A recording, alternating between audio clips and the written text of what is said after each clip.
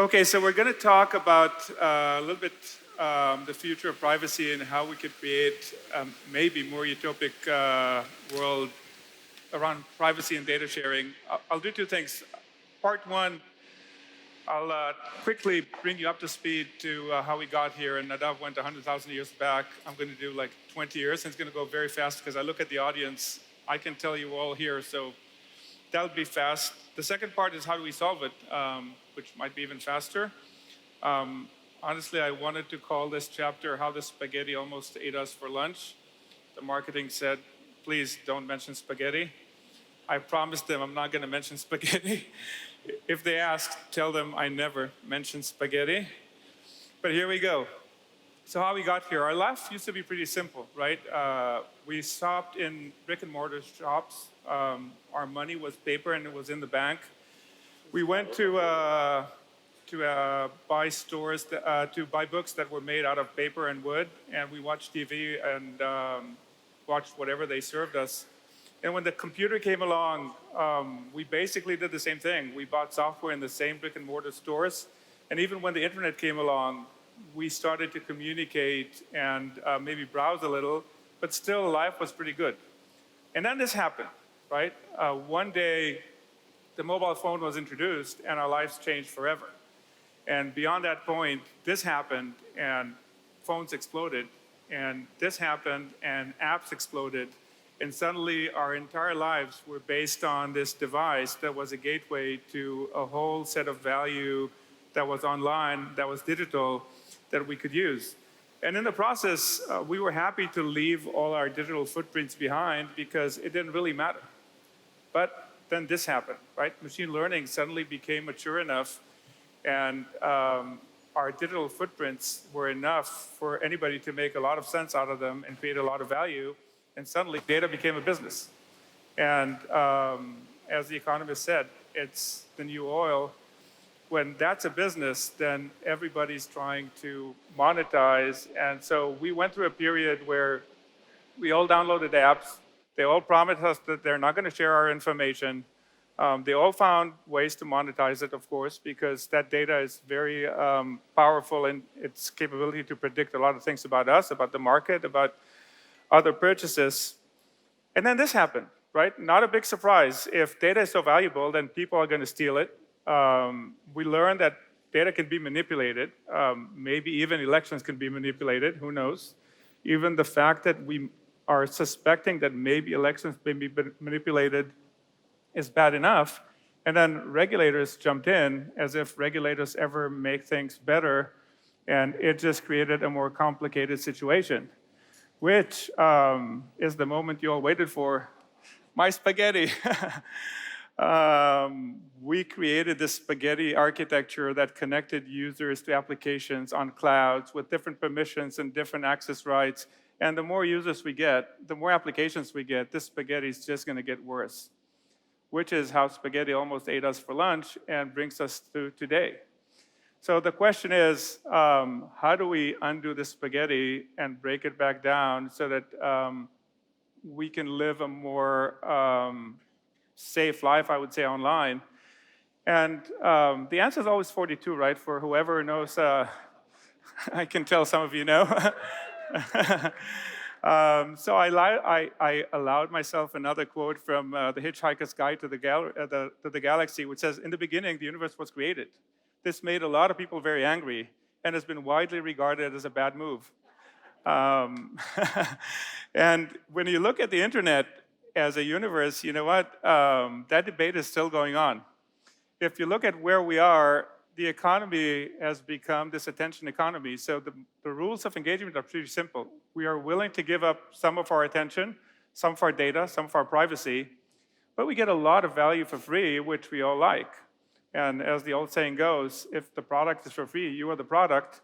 And for a long time, many people were fine with it. And at the same time, this is starting to be a little bit scary. And so when you look at where we are today, and it will come up in the debate later, a lot of us feel too exposed. So we would really like to find some tinfoil hat that would isolate us from the world. The only problem is, where do you find a tinfoil hat? online, right? So you Google it. So the reality is we want our privacy, but we can't give away our phones, our laptops, our internet, and the value that we're getting. And this is going to be a little bit of the debate that's going to come up later tonight, and it's going to be a very bloody debate between a version of, is privacy more important or is the value we're getting more important? The problem is Nadav said, I want both, right? So he told me to fix it. What's worse is my wife told me to fix it. My wife is the only person I know that when she downloads an app, I know a monologue is scamming. They're asking access for what? They can't be asking for it. Why would they need access to it? I'm not giving them access to it.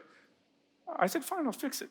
The only problem is when I tell you how to create a digital utopian architecture, and I will for the next few minutes, that might provide some assistance in solving this problem.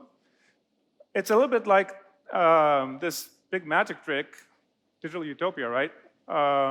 Where you make an elephant disappear in front of a live audience.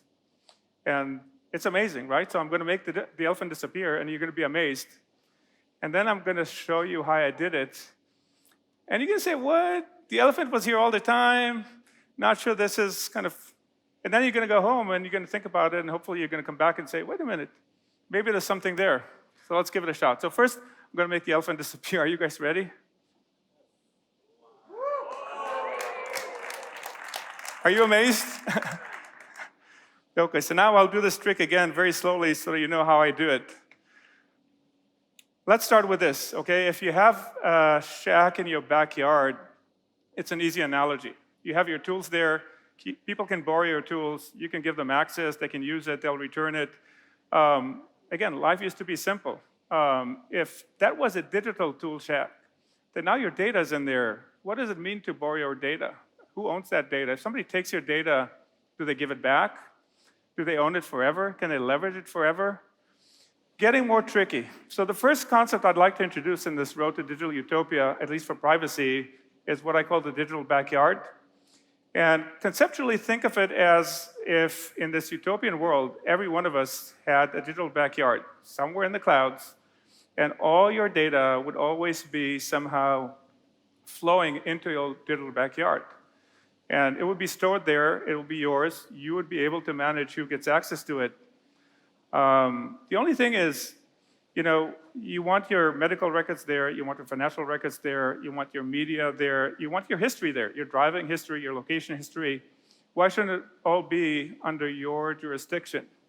But that becomes pretty hard to manage on your own, unlike your backyard shack. So the next part I'd like to introduce into the solution is my friend Doug, which is the Digital Utopia Guardian. Think of it as an online agent that lives in the cloud and manages your digital domain. It's always on. It knows where your data is. It knows who should access that data. And from there, you're starting to get how we manage this. Now, beyond permissions, think of this. If data is oil and you start to accumulate a lot of data, then that's got to be worth something too.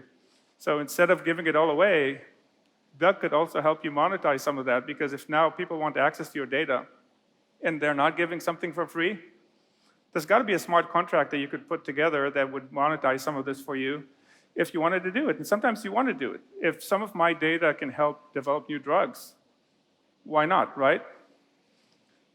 But there are a lot of other things that if we already have an agent that is ours, it's online, it's always running, and it's in our digital backyard, there's a lot of things it could do, right? So probably it will manage all our identities, our keys, at least pieces of our keys, because sometimes you'd like a piece managed by Doug, a piece managed on your phone, and together they would unlock your house, it would unlock maybe the autonomous car that comes to pick you up one day. Definitely all your Bitcoin wallets and other kinds of digital currencies, might as well manage them at the same place. Automate your life. Doug's there for you. If there ever is real augmented reality, Doug's your avatar, right? And sorry for being a little bit morbid, but not a lot of people think about this. What happens to all your digital assets when you're gone? It's a pretty complicated question. You really would like to have somebody like Doug as part of your will, so that once you're gone, you don't have to deal with multi-factor authentication and how do you get into the account and what in my account do I want to leave behind and what do I want to make sure never gets left behind. Once you have an agent that's always up, done. So now we have our own digital backyards. You'll have one.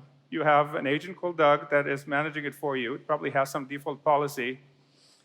How do we get the data into our digital backyards? And that's part of the trick I'm going to do very clearly with my hands very visible, because it's very simple, to be honest.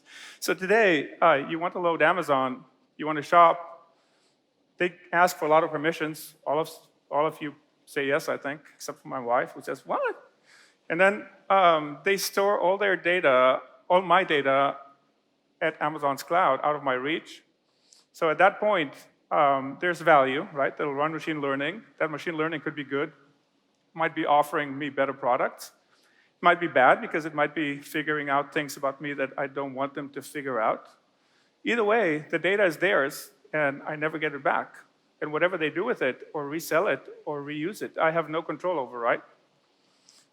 So what if some apps decided to opt in and do this a little bit differently? So here's the cool thing. Those apps still get access to all my data. That part hasn't changed. They can still do whatever they did before.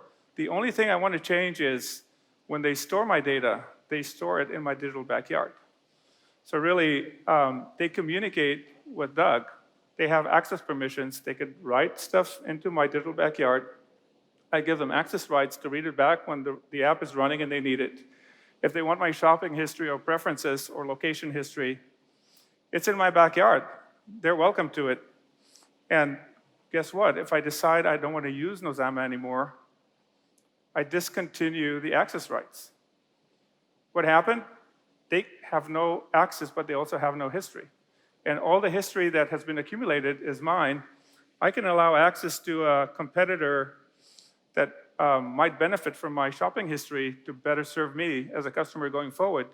Either way, the data is mine, right? So how would this happen? As I said, it's an opt-in. So theoretically, application and service providers would need to say, hey, this whole privacy thing is starting to look bad. I can be a leader in the new privacy world, right? So if I adopt this and I make this public, then it's good for me. But think of it beyond just getting credibility in this privacy-sensitive age that we're going into. Think what we've done. We've pushed all of the user data back into the user domain. So suddenly there's a lot less data that I need to secure, that I'm responsible for, a lot less regulation that I need to deal with because I don't really store the data. Now it's the user's problem. Or whoever service provider is going to manage the user's agents in their users' digital backyards, but it's not mine. And from the user perspective, if I have two apps that are giving me similar service, but one's going to store all my data and I have no idea what they're going to do with it, and the other is compliant and they're committing to never store any of my data outside my digital backyard, why wouldn't I go with the one where I get to stay with the data when I'm done, right? The thing about this transition, it's not a revolution, it's an evolution. So we don't need to change the world in one go. Really, apps that opt in work in a new model, and my digital backyard starts to fill up. Apps that don't want to do it are free to continue to do whatever they do today. The world is not worse off. And if we get enough of those apps to become leaders in this new privacy-enhanced world, we kind of get a trade-off between, I gave you my data, you can still provide all the value, but I get to keep the data and I own it going forward. And you're about to see two people battling to death about what's more important, maintaining, or a version of what's more important, maintaining our privacy or getting all this great value. All I'm trying to do is avoid bloodshed if I can. But if I can't, you guys will have to go at it, right? So now you think about this and you say, well, what do we have here? So really, we have public clouds and edge clouds now that can store all our data. So finally, humanity is providing us with compute, storage, access as a utility. It's almost free. It's almost real time. And storage is really not an issue anymore. If you put an SDK together that application providers could adopt and change the model and make a one-time investment, and we created an agent which could provide a lot of new models for new businesses because it creates a lot of new values for users. Have we solved this problem, or maybe the elephant was always here, right? So all I'm going to say is we have the building blocks. I think we have a lot of relevant technology that can come into this. And are we there yet? We're going to figure out in a few minutes, because this is not necessarily as utopian as I'd like to think, but our next debaters will fight it out. So with that, the fight between dystopia and utopia, I'd like to invite Ariella Levy. Thank you very much.